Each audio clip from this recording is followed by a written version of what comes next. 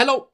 So today I'm going to be reviewing Golden Sun by Pierce Brown, the second book in the Red Rising series. If you saw my review of the first book in this series, Red Rising, you'll know that I gave it 2 stars out of 5. I thought it was alright, but it had many issues. Disjointed pacing, structural issues, I couldn't figure out whether it was a YA novel or not, my connection to the characters on an emotional level was somewhat lacking, and overall the writing was a little weak, especially the dialogue.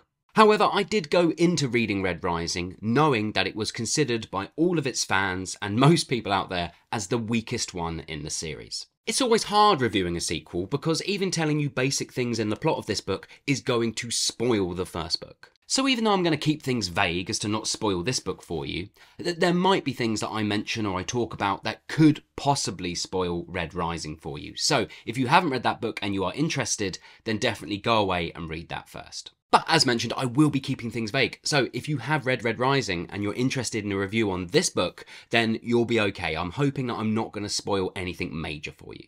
So, Darrow has survived his experiences of the first book and he is now 20 years old. And in this book we follow him as he explores the ever-expanding political landscape of this world. This book just gives us so much more than the first book in every single way. We get to see more of the solar system, the different planets. We get a much greater idea of the political structures at play within the gold community. We get more insight into the histories of the gold community, what makes up the different houses, the different clans, and what the kind of power balance between them all is. We get more access to the colours within the colour system, as Darrow is now afforded more freedom within his position. Well, at least to start. We also reconnect to the Red Rebellion in this book, giving us grounding in what Darrow is fighting for and opening his eyes to what he has become. The more he matures, the more he understands that this isn't just a simple Reds versus Golds fight. He's starting to enjoy the aspects of being a Gold, whilst also loving the foundations that his Red upbringing gave him. He's really just starting to understand that he's human and that everyone is human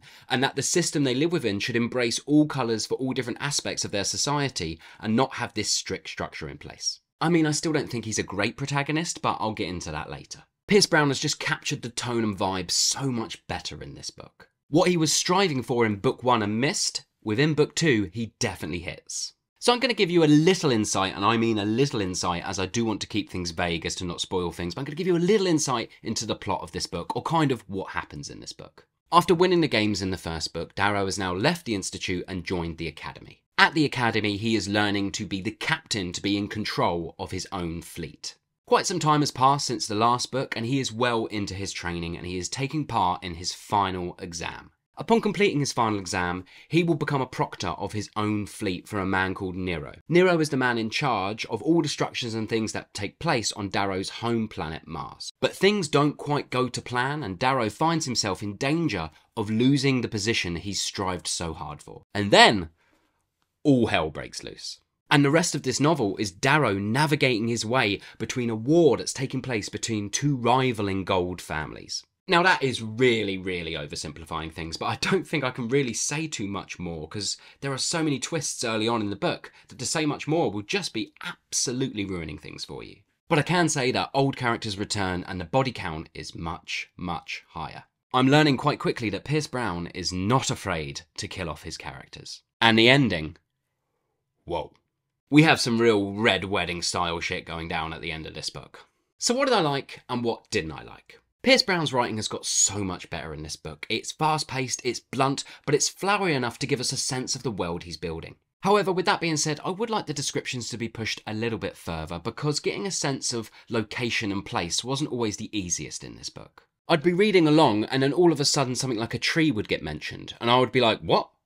Wait, we're outside? I thought we were still in space. So yeah, the world building was so much better in so many ways, especially the political games and the houses and things like that, but I never really got a concrete sense of place or location. Which in a sci-fi novel that travels to different planets, I don't know, I just wanted to get a greater sense of feel like I was there, like it was really being brought to life before me, and that element is still just lacking a little bit.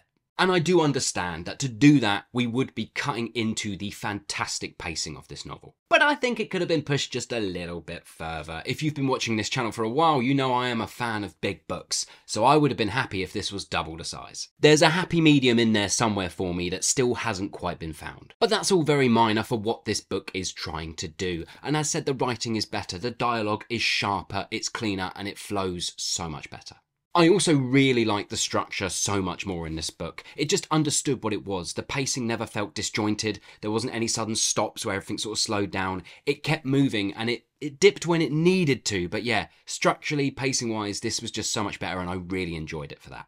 I loved how this novel shifted gears. There are so many twists. It is so hard to predict. I genuinely started to get a little bit of fear in different situations, as I was a bit like anything could happen in any new scenario we're presented with. Characters could just die. I don't know what's going to happen. And that was what was really great about it. I mean, some of the political manoeuvring was a little predictable, but to me that just displays clarity in Pierce Brown's writing. And if you like action, then this is a book for you. I thought the action was written brilliantly. It was really tense. It kept building and building and building. Well done. So much better than the first book. Do you know what? I'm just really excited to start the next book, and I think that shows you how much better this one is. It's just really fun and exciting and lots of twists and lots of turns, and I loved it for all of that. And that's the kind of thing you want from a book like this. Okay, now my dislikes. I'm really sorry to say, but I still don't like Darrow that much.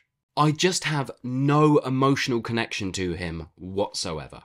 He's just got zero banter. Now, I am invested in him and the other characters in this book. If I wasn't, I wouldn't have had that fear going into new scenarios that anything could happen. So I am invested in him, the other characters, and their aims. But I'm not emotionally connected to anyone, really. And I've finally figured it out. It was the thing that was bugging me in the first book, but now I've realised what it is that's forcing this lack of connection. It's the first-person perspective that Pierce Brown is using. It just doesn't give me enough access. Getting everything from Darrow's perspective, which is quite cold and blunt for the most part, doesn't allow me any kind of deeper emotional connection to him or the people around him.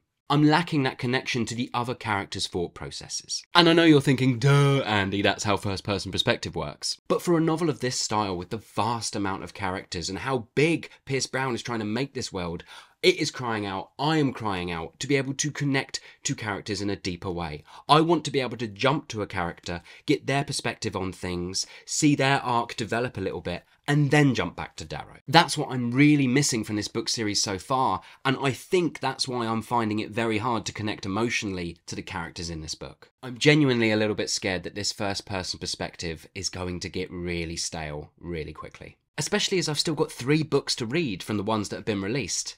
Yeah, I think I'm going to really check out of this first-person perspective if things don't mix up a little bit. I really hope Pierce Brown has taken a risk and mixed things up in the books that are coming. Fingers crossed for the next one, or maybe the ones after that, I don't know. But yeah, this first-person perspective for me, it's not giving me access to everything I want. And my final dislike, and actually I don't really think this is a dislike, it's just something I've been thinking about, is that this book series is held in such high esteem. People love, and I mean absolutely love and adore this book series. And it's great fun, and I can sort of see why. But it doesn't appear to me so far from the 2 books that I've read to be treading any ground that I haven't trod before. From how highly regarded this book series is, I really did expect it to take me somewhere different, and as of yet, it hasn't.